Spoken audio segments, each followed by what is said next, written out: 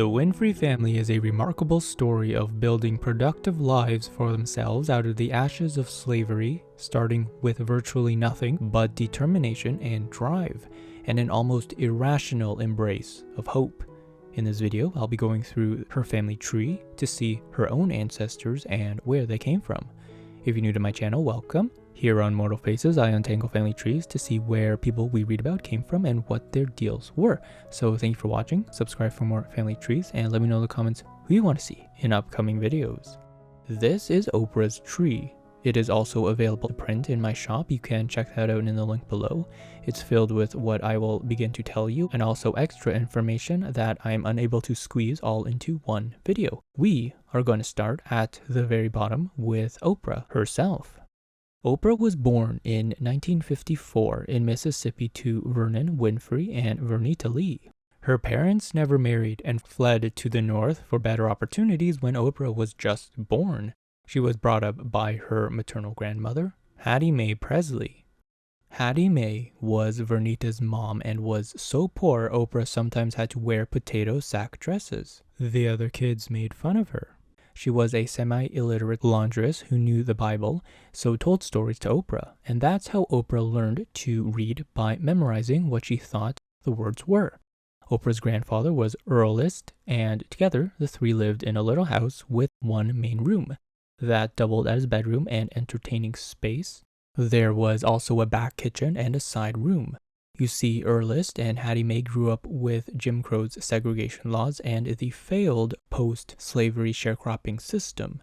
So if you wanted food, you grew it. If you wanted water, you fetch it. There was no indoor plumbing.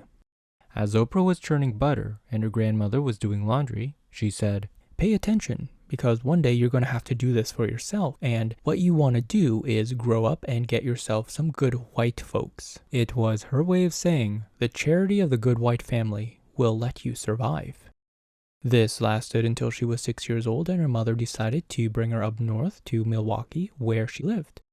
Milwaukee was 360 from the rural segregated South, but her mom's life was anything but easy.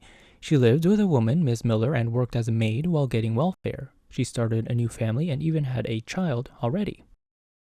Her father, on the other hand, went to Nashville, Tennessee, and even though never finished college and graduated high school when he was 25, his strong work ethic he learned on his father's farm helped him to purchase a barber shop that he owned until old age. Oprah would travel between the two. It was very unstable. Grade 1, she lived with her mother, skipped grade 2, and then grade 3 and 4 lived with her father. When she was 9, while staying with her mother, she was sexually assaulted by her 19-year-old cousin and then molested by the boyfriend of her mother's cousin. Oprah became a promiscuous teenager and by 14 lived on the streets. She was going to be put into a detention center but went to live with her father instead. Her father and stepmother Zelma put up with no garbage. His strict and disciplined ways gave her much needed order and financial stability. She was secretly pregnant, and when she gave a premature birth where the baby didn't survive, her father said this would be her second chance. Take it. So she did, and the rest is history. Vernon's father was Elmore Winfrey and mother Beatrice Woods.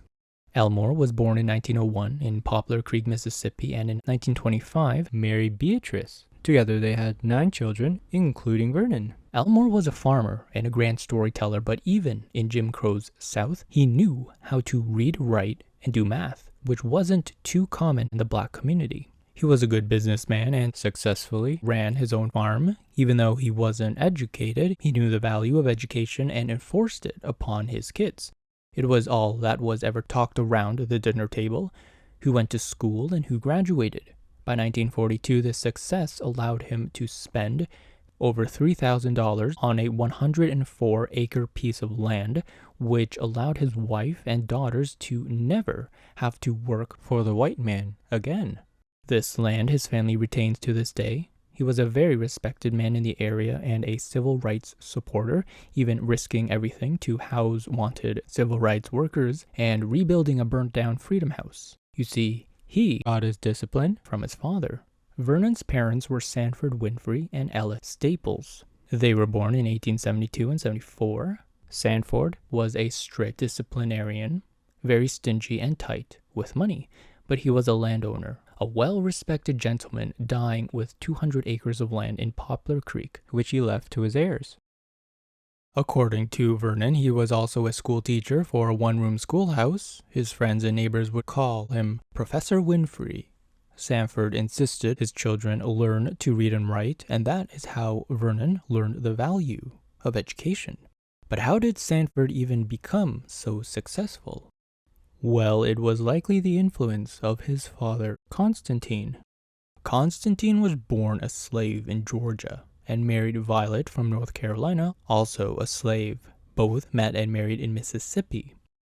What's remarkable about Constantine is after slavery ended, he was about 35 and couldn't read or write, but 10 years later he could. It's not like he had the time to enroll as a full-time student after all. He picked cotton all day, raised a family, and then managed to master literacy. This was a man who embraced education himself and enforced it upon his children and community. In 1906, he moved an entire schoolhouse onto his property so the black children could get an education. But how did an ex-slave get premium land? Well, with balls, of course. In 1876, he agreed with a white man, John Watson's, to give 8 bales of clean cotton in exchange for 80 acres of land. John said, okay, you have 2 years. You can use the plot to grow it. Each bale was 400 pounds, and he likely had to grow twice the amount because half of the picked cotton was debris. Long story short, he worked hard and with the luck of good weather, made it. Then he purchased another 80 acres beside it for $250. So from slavery to owning premium land in one generation was a gigantic accomplishment, and Constantine's work ethic persisted to his son, Sanford, then Elmore, then Vernon, which got Oprah out of the gutter and onto a straighter path toward success. But her mother's side had a superstar as well, and we will see. Vernita's father was Earlist, whose father was born a slave and mother a free woman, and that's all we unfortunately know about Earlist's family. Hattie, his wife, we know more about. Her parents were Nelson Presley and Amanda Winters. Amanda was born in 1874, and Nelson was her first husband. They had 8 children together, and Hattie was one of them. Life was hard for Amanda at first. By 1910, she was widowed and working on a farm as a farm laborer with her children. 10-year-old Hattie Mae could read but not write, and it was likely Hattie's education was already over, destined to be a laborer for the rest of her days. Amanda's luck, though, would change when she married her mulatto husband, Charles Bullocks. He inherited a sizable amount of land which allowed Amanda to escape the life of labor. We don't know when she was married, but it's likely her kids were grown up. In 1929, Amanda became a trustee to set up an elementary school for the black community. This was a rare feat for any woman, black or white, so she too, like the Winfreys, became an educator. By this time, Hattie was near 30, and Amanda may have been unwilling or unable to help Hattie. Maybe Hattie even refused help, resulting her to live in poverty by the time we see Oprah being born. Luck for Amanda would turn, though, because she and her husband unfortunately borrowed money from the bank. Charles died. Amanda defaulted on the payments. The bank refused to let her pay with her children's money, so they took her 300 acres and all her belongings. She moved to her first husband's lands, dying in a shanty around 1940. Previous to this, her father, Pierce Winters, and her mother, Henrietta, were former slaves, born around 1849 and 1855, but by 1880 they lived in Attila County, Mississippi, with 5 children, including Amanda. Some of their children after the war attended a freedmen's school and became quite accomplished. You have Amanda, and then her brother Jesse attended Wilberforce University, and then her sister Matilda was a math teacher. So Pierce and Henrietta, like Constantine, might have pushed their children to at least get basic education. Pierce's father, we don't know much about, except he might have been owned by a very rich planter who owned 70 slaves, Leonard Winters. Pierce and a possible father named Jesse Winters. Their ages matched Leonard's slave schedule exactly, which indicated that with the matching names and ages, Jesse might have been the name of his father and Leonard their master. Both Constantine from the Winfrey line and Jesse from this line came from Georgia and moved to Mississippi with their masters during a movement called the Great Forced Migration, which during the 1810s, 20s, and 30s, natives in the deep south like Mississippi were being replaced by white settlers and their slaves from the upper south. Then, as they were born in Georgia, their ancestors likely came from South Carolina, as that was a major port. Through Oprah's DNA test, we can trace her mitochondrial DNA, or her mother's line, back generations, and we found that she is part Capel people in Liberia, the Bamileke people, Bantu-speaking people in Zambia, and Gullah people from the coasts of South Carolina and Georgia. We think a small group of Bantu-speaking people from the southern Cameroon area migrated thousands of years ago into Central and Southern Africa, which kick-started the population in those areas. Thus, we think her Bantu DNA in Zambia happened to come about from this migration.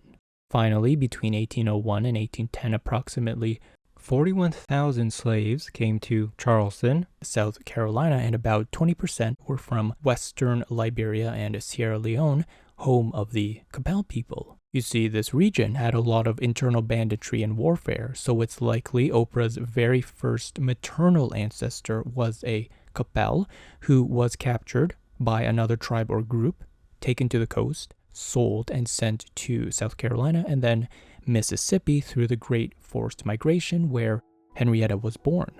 And that's Oprah's family tree and history. It's a repeated story of education and property ownership. It's a remarkable legacy from a couple who in the 1860s were slaves and could neither read nor write. 5 generations of entrepreneurs began one of the world's great entrepreneurs. Oprah Winfrey is the 5th generation entrepreneur in her family. I hope you enjoyed this video. You can purchase this family tree in my shop, link is in the description. There's a lot of extra information I had to skip to keep the video a reasonable time, but when you purchase it, you'll have it all. Subscribe to my channel for more trees. Each of your subscriptions does help this channel grow. It allows me to continue making more content for you. Let me know in the comments who you want to see next. I do make a list of all your suggestions, and I will see you in the next one.